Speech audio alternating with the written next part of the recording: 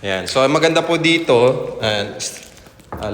laminated steel door po ito. Fire-rated wall na po yan. So, may peephole na rin po siyang kasama. Tapos, double lock na rin po siya. So, for security purposes na rin po.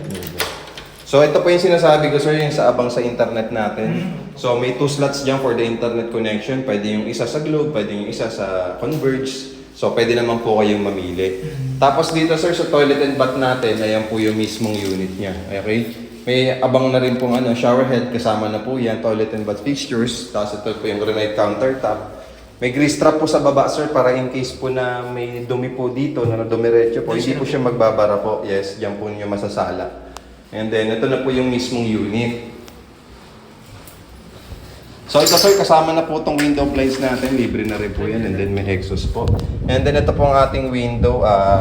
For safety po, hindi po siya nabubuksan ng todo. Yes po. Baka po kasi mahal paglaruan ng bata, gano'n, etc. For security po.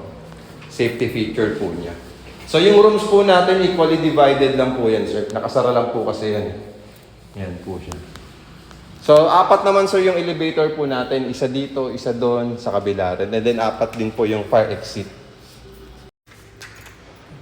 Yan sir. Meron na rin sir, fire sprinkler po yan. For security po. Yan sir. Ang size nito sir, 30.60. 30.60. Yes po, 30.60. Yan. Kaya